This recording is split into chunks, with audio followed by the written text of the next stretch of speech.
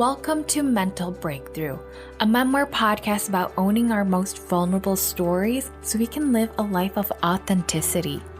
I'm Marianne Samrath, the woman behind the pen name Sincerely Miss Mary. Together, I take you through my healing journey as I share stories of moving through pain to get to the other side where the light shines again. In this season, I carry you moment to moment, starting with a tumultuous breakup, then multiple breakdowns, and eventually a breakthrough. I share stories of how my gift of writing guided me through the darkest moments of my life, leading me to reconnect with my Cambodian ancestors and break the cycle of generational trauma. By sharing my truths, I pave the way for others to feel safe sharing theirs. We all have a story to tell. Stories that can be someone's silver lining. Stories of hope.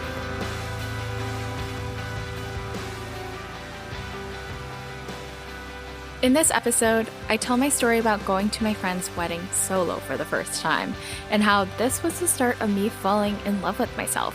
Society pressures us to attach our worth outside of ourselves, which made me feel like I was more worthy when I was in a relationship, even though the relationship was toxic. We are all capable of giving ourselves everything we wish someone else would give us. So I hope this episode inspires you to fall in love with yourself. Whether you're single or in a relationship, you are still deserving of the love you give to others. Self-love is powerful, and we are all deserving of experiencing our shining light.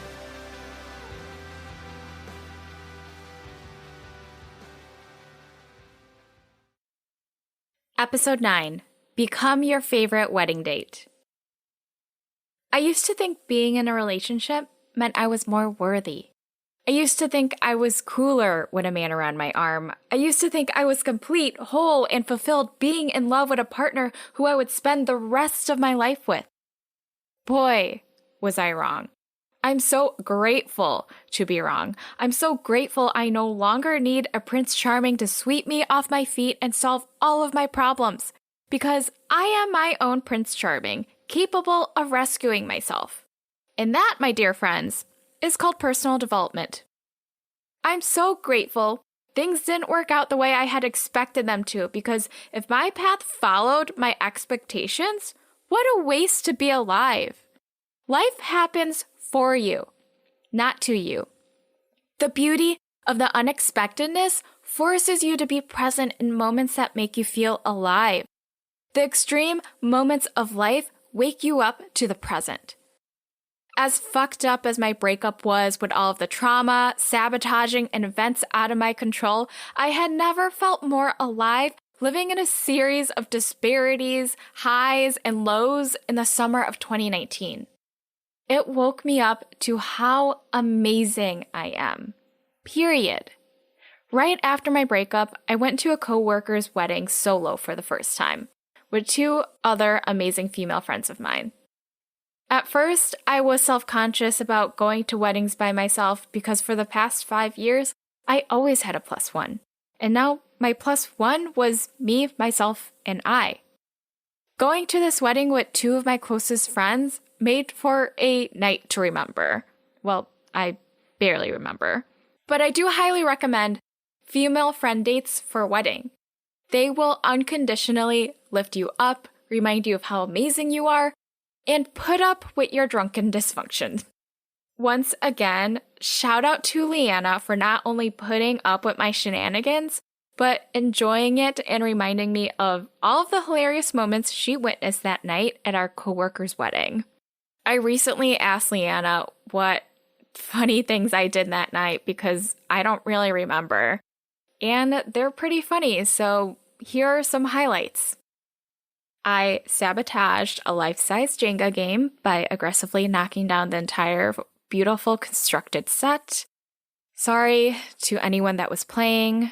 I'm really sorry I ruined your game. I threw a wine glass in the bonfire pit. Again, I'm sorry for any damages I caused. I hope I didn't hurt anyone. And last but not least, I persuaded Leanna to drive me to Taco Bell after the wedding and ended up not eating it. And what happened instead was that I passed out in the bathtub. So, R.I.P. Taco Bell. I can't help but laugh at my reckless but hilarious behavior that night. It was very unlike me. But also, I think it speaks to how much freedom I was feeling now that my abusive ex was out of my life, along with his dysfunction. Even though the end of the night was blurry, I remember feeling so loved and supported by my friends.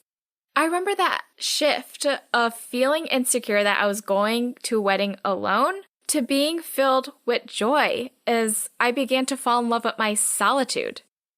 This was the beginning of not only being at peace with my solitude, but thriving off it. Yes, I was still in pain from a traumatic breakup at this time, but I was also at peace with where I was in my journey. I was so surprised at how good I was starting to feel by being alone for the first time. For so long, I equated being alone with death.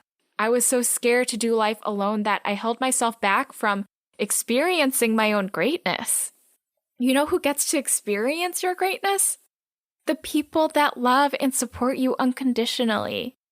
It's time you love yourself the way others love and see you. When you're in a toxic relationship, you forget your potential. You forget your greatness because you continue to attach your worth to your partner. And when they're unhealthy for you, it just gets messy because you're staying in a place that's keeping you stuck and away from knowing your worth. Codependency was my toxic trait because I let a man overshadow my shining light.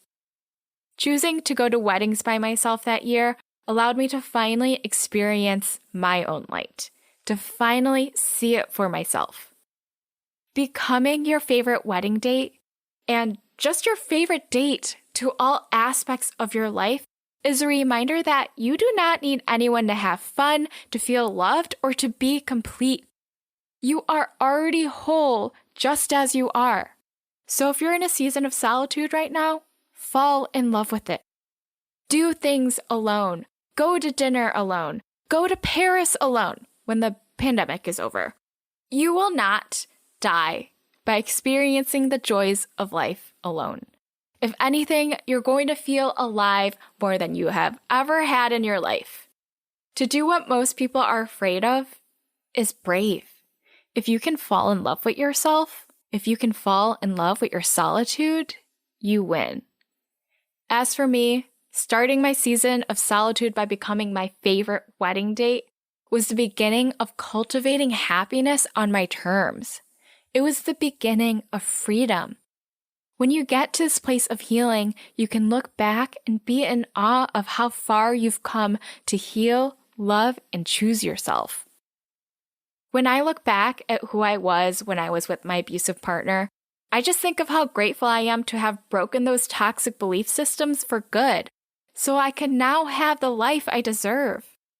I look back and I remember how I used to believe I was cooler with a man around my arm. I used to believe I was beautiful with a man around my arm. I used to believe I was complete with a man around my arm.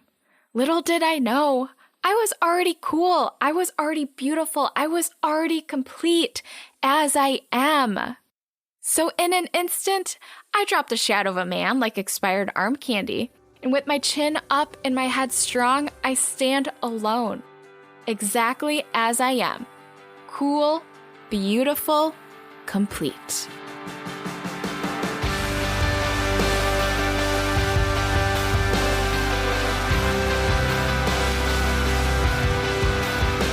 We all have a story to tell, and I want to thank you for listening to mine. I'm Marianne, the woman behind the pen name Sincerely Miss Mary. Thank you all for listening to my story. If you like this episode, please leave me a review. You can also follow me on TikTok and Instagram at Sincerely Miss Mary and download my free breakup workbook. I'll put the link in the show notes. I hope you all are feeling empowered to become your favorite wedding date, learn to fall in love with yourself, and be your own best friend. When you're in this place, you will feel like anything is possible. I will talk to you all next week.